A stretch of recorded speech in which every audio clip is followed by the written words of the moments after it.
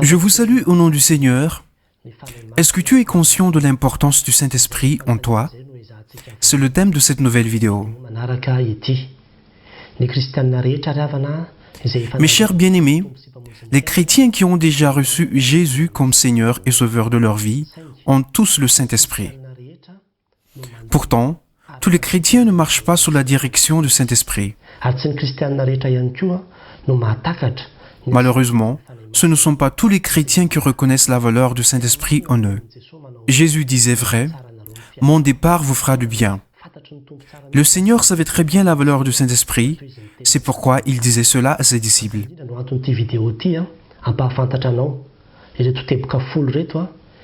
Et c'est exactement ce que cette vidéo vous apprendra avec ces 10 points qui vont vous conscientiser à quel point le Saint-Esprit est précieux et qu'il ne faut pas sous-estimer dans notre vie la relation avec lui. Premièrement, c'est le Saint-Esprit qui donne naissance à notre âme. Cette renaissance est le début de la vie chrétienne. Et ce n'est pas réalisable sans le Saint-Esprit. À partir du moment où tu reconnais Jésus-Christ pour la première fois comme Seigneur et Sauveur de ta vie, le Saint-Esprit va donner naissance à ton âme et le met sur pied. Il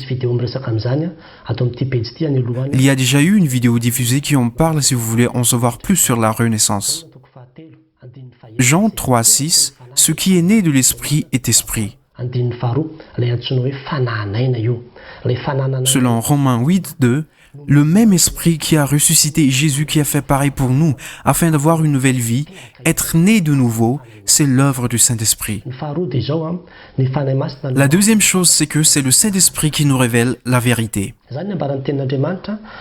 C'est pourquoi la parole de Dieu, selon Jean 14,17, dit que l'Esprit de la vérité ne peut pas être acquis par le monde, car il doute de son existence. C'est indiqué aussi dans Jean 16,13 que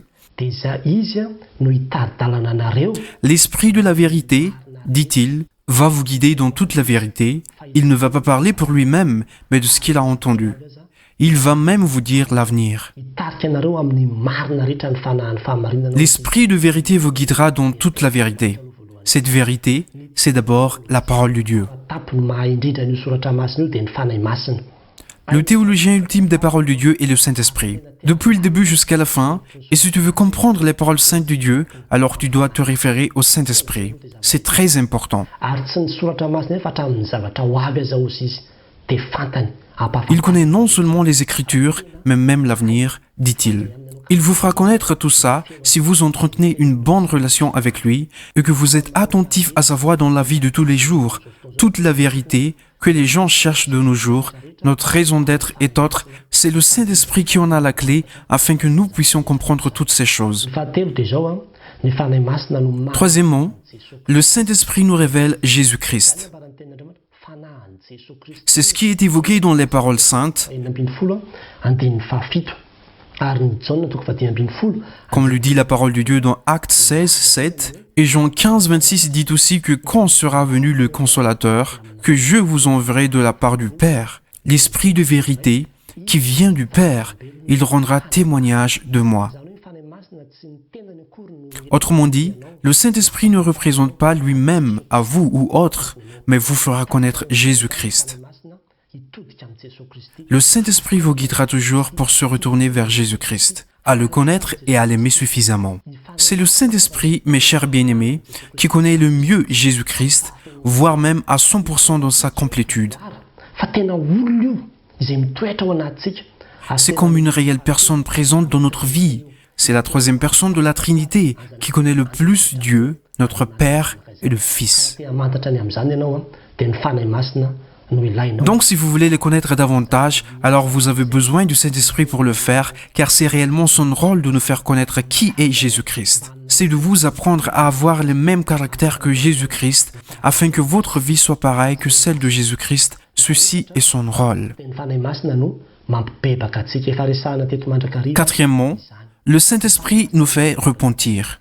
Cela a été toujours mentionné ici que c'est lui qui nous fait repentir. Car le Saint-Esprit qui nous est donné est triste quand nous péchons. Il nous transfère son chagrin et puis on ressent le même chagrin quand nous péchons. il y a une bataille spirituelle en nous. Quand tu penses « j'avais tort, je le regrette », tu es triste d'avoir péché, c'est le résultat du travail du Saint-Esprit. Cela vous fait pleurer, vous repentir, avoir le cœur brisé et nous dit de nous rapprocher de Dieu. C'est encore un travail du Saint-Esprit en vous. Quand tu as cette envie de te repentir et d'être conscient d'avoir péché, ça veut dire que tu as en toi le Saint-Esprit. N'ayez crainte, mes chers bien-aimés, vous avez le Saint-Esprit en vous quand vous pensez « je vais prier, je vais me repentir, je vais demander pardon à Dieu » jusqu'à pleurer. Ce sont toutes des œuvres du Saint-Esprit, mais rien d'autre.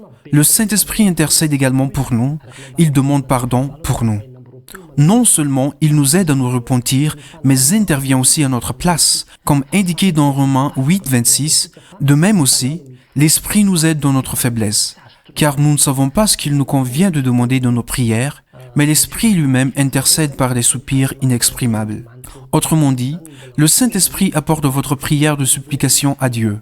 C'est encore lui qui les amène et arrange nos phrases afin que Dieu les reconnaisse. Il donne un coup de pouce à nos prières de supplication. De la même manière, l'Esprit nous aide dans notre faiblesse. Dans nos faiblesses, a-t-il dit, nous ne sommes même pas conscients de péché, mais on le fait quand même. Pour que vous ne vous perdiez pas pour toujours dans ces choses, c'est le Saint-Esprit qui demande repentance pour nos faiblesses et notre ignorance. C'est le rôle du Saint-Esprit de nous aider à nous repentir dans ce cas de figure. Mais cela ne veut pas dire que nous n'avons plus besoin de nous repentir car le Saint-Esprit le fait déjà à notre place. Pour les péchés dont vous êtes conscients, c'est à vous de vous repentir.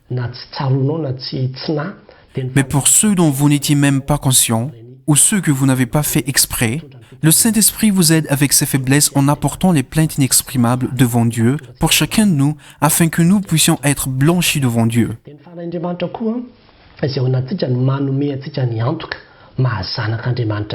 L'Esprit de Dieu nous porte garant du fait que nous sommes les enfants de Dieu. Selon la parole de Dieu dans Romains 8, 14, car tous ceux qui sont conduits par l'Esprit de Dieu sont fils de Dieu.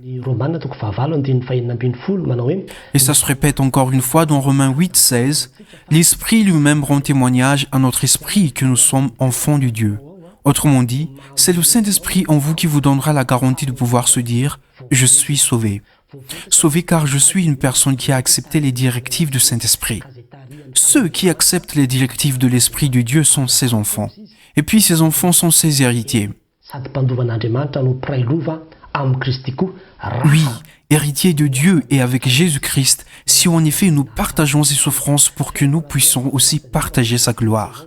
Ce n'est pas parce que le Saint-Esprit est en toi que tout de suite tu seras sauvé. Si tu marches avec lui, c'est-à-dire vous hériterez, vous aurez la vie éternelle dans le Seigneur grâce au Saint-Esprit qui habite en vous. Il vous accompagne et vous supporte dans toute épreuve si vous acceptez ses directives.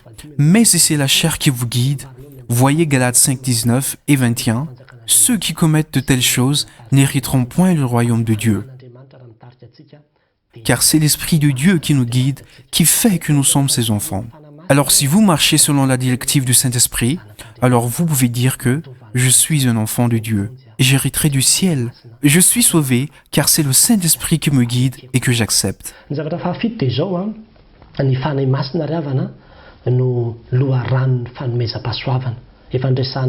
septième point, mes chers bien-aimés, c'est le Saint-Esprit qui est la source des dons spirituels de Dieu. On a déjà parlé de ce don. Ce genre de don nous est donné par le Saint-Esprit, partagé à sa guise chez tous les chrétiens, selon 1 Corinthiens 12, 11, qui dit « Tout cela, dit-il, est l'œuvre du même Esprit, qui leur a été donné selon sa guise. » Autrement dit, c'est le Saint-Esprit qui nous procure les différents types de dons spirituels dans une église. Donc, si tu veux jouer de la musique ou chanter, c'est le Saint-Esprit qui détient le secret, lui est capable et qui a le pouvoir pour ça. Car c'est lui le propriétaire de tout genre de dons spirituels et les distribue en même temps selon sa guise. Donc, c'est là que se trouvent tous les dons spirituels. C'est le même Saint-Esprit qui est en vous, qui est la source de cela. C'est aussi le cas pour le 8e point. C'est ce même don spirituel qui nous donne la puissance afin d'accomplir les œuvres de Dieu. Les disciples n'étaient pas autorisés à faire quoi que ce soit avant d'avoir cette puissance. Le Seigneur disait de ne pas agir jusqu'à ce que vous soyez dotés de puissance.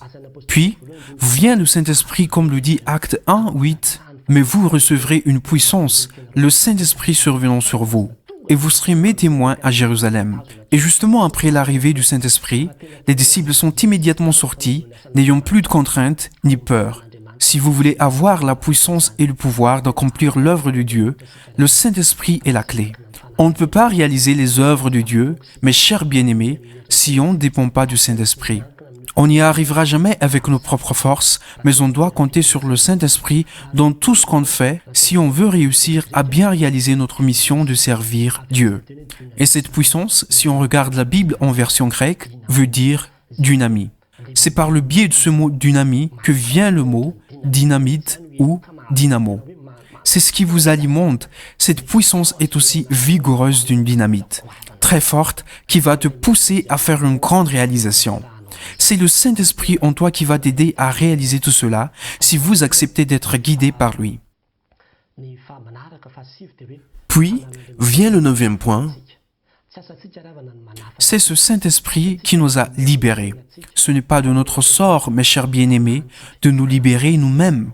Ce n'est pas notre rôle de nous sauver, mais Dieu nous a donné son Esprit. C'est pourquoi il disait, en effet, la loi de l'Esprit de vie en Jésus-Christ m'a affranchi de la loi du péché et de la mort. Romains 8, 2. C'est l'Esprit de vie qui nous a sauvés. Donc, ce qui peut nous libérer de la puissance des péchés, c'est cet Esprit de Dieu. C'est pourquoi dans 2 Corinthiens 3, 17, on dit « Or, le Seigneur, c'est l'Esprit, et là où l'Esprit du Seigneur, là est la liberté. » La majorité des humains essaient de se défaire de leurs mauvaises habitudes, mais ce sera difficile, car ce n'est pas notre rôle. Notre rôle, c'est d'abandonner à l'Esprit de Dieu tout ce qui vous enchaîne, laisse-le te libérer et tu le seras vraiment. Et c'est cette libération dans le Seigneur est la libération la plus ultime et parfaite. Si c'est le Fils qui vous libère, alors vous le serez vraiment. C'est l'Esprit du Fils de Dieu qui est en vous, alors notre délivrance est garantie dans tous les cas de figure. Et le dernier point, la source de toute bonté est dans l'Esprit de Dieu. Galates 5, 22 décrit le fruit de l'Esprit. C'est l'amour, la joie, la paix, la patience, la bonté, l'humilité, la fidélité. C'est le fruit, dit-il, donc c'est tout en un. C'est un seul paquet recoupant tout, mais non des choses séparées. Tout cela, c'est un seul fruit qui se regroupe en vous. C'est-à-dire, s'il te donne le Saint-Esprit, tout ceci t'est aussi donné au même moment. Puis, ce fruit de l'Esprit va grandir petit à petit en vous. Ce n'est pas de notre sort de chercher « Qu'est-ce qui peut me rendre heureux? Comment je fais pour avoir l'humilité? Comment je fais pour être en paix ?» Non, ce n'est pas votre rôle. Mais à partir du moment où le Saint-Esprit est en toi et que tu le laisses te guider, tout ceci sortira facilement dans votre vie. Tu les auras facilement, pas besoin de chercher. Mes chers bien-aimés, ce sont les rôles du Saint-Esprit en nous. Ce que je vous conseille, entretenez bien votre relation avec ce Saint-Esprit, marchez selon sa directive, acceptez ses directives. Car ceux qui ont l'Esprit, mais qui ne se laissent pas guider sont perdants. Car toutes nos puissances, nos succès, nos perfections dépendent de notre relation avec cet Esprit de Dieu qui est en nous. À Dieu seul la gloire. Amen.